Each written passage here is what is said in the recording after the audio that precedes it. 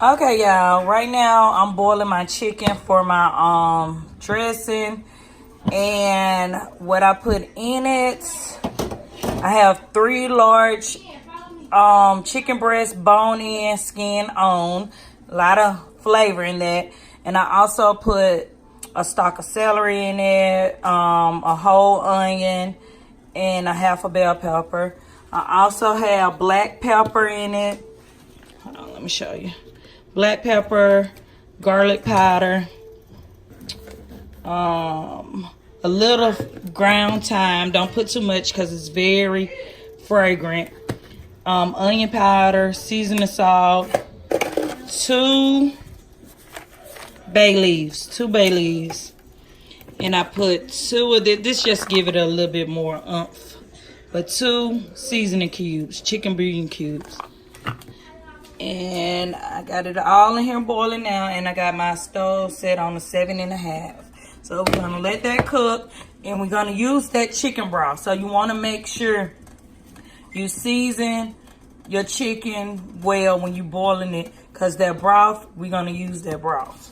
Okay, so right now I'm preparing my for my greens. I got like a couple strips of bacon and some smoked ham hock in there. Just cook the bacon just a little bit because it's gonna cook when I boil the I'm sorry for the steam, I got the chicken on. But I'm cooking the bacon a little bit. And yes, I went on through the ham hock in it. It's not gonna do now. I'm gonna cook it just for a little bit. I got some oil down in that pan. Then I'm gonna put about 3 cups of water, 2 to 3 cups of water, so it can cook that ham hock. So that's what I got right now. Okay, now I got, this is my water with just a ham hock in it. That's for my field peas. And I have the water for the ham hock, for the collard greens on now. And I'm gonna cook the ham hock down some. Okay, y'all, I'm putting my cornbread in the oven.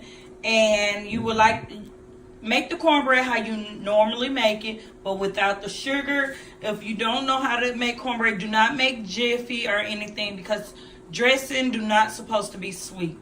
It's supposed to be savory, so you do not want sweetness in your dressing. So you make it with yellow cornmeal, 2 cups of yellow cornmeal, 1 cup of flour. Do a 2-to-1 ratio. So if you need if you're making a big thing, do 4 cups of cornmeal and 2 cups of flour. So you're gonna get about a half a cup of oil, put it in the pan and put it in the oven and let it get hot. Also with the cornbread, you're gonna put a cup of milk, a cup to 2 cups of milk, and 2 eggs in it. And you mix it up until it's like a little smooth, not too wet, not too dry. And then you'll pour the hot oil in it, mix that up, and then put everything back in the pan and put it in the oven. This is my candy yams. I have my sweet potatoes. I cut them up and cubed them. I put a half a cup of sugar, white sugar, a half a cup of brown sugar, 1 stick of butter, about a tablespoon of cinnamon, a teaspoon of nutmeg, and 2 teaspoons of vanilla. So in about 3 tablespoons of water. And now I'm gonna put a lid on it. Okay, I got the greens on. And in here, remember I have my ham hock, my bacon. I have 1 small onion, 1 small bell pepper, 2 chicken bouillon cubes, black pepper, seasoning salt, onion powder, and garlic powder in there. Okay, I got my field peas on. I got seasoning salt and black pepper in it. I have just like a quarter of an onion in it, and I have 2 chicken bouillon cubes in it. I almost forgot to show y'all. I did forget to show y'all the dressing before it go in the oven. So after you take your cornbread out the oven, you let it cool off, and then you crumble it up. You take the chicken out the water and you shred the chicken. Make sure you take the bone. If you have bones, take the bones out and take the skin off. Shred it really well. If you have a food processor,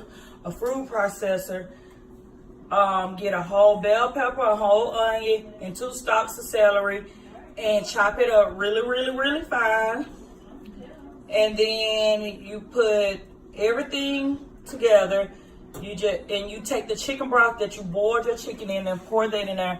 It might look super. You want it to look kind of wet because you do not want it to dry out in the oven. So once it go in the oven, it'll form up and it's not gonna dry out. And I have black pepper, garlic powder, onion powder, seasoning salt, and sage in there. And then there's just paprika on top. And so you let it go for until it holds together. Macaroni in here. Make sure you cook your macaroni al dente. You don't want to overcook it. It'll make it mushy or whatever. So you just want to cook it al dente. I have 1 stick of butter in here. I have a little salt seasoning and black pepper. Now I'm gonna take a can of pet milk or evaporated milk, put that in there. I have another can just in case. So most likely I'm gonna use that second can because you do not want dry macaroni. You want it to be creamy. Okay. And I use Velveeta in mine. I do not use egg in mine. I do not like egg in my macaroni. I know people say they use it to hold it together, but I think mine's hold it together very well. But yeah, you can put if you like eggs in it, you can use eggs in your macaroni.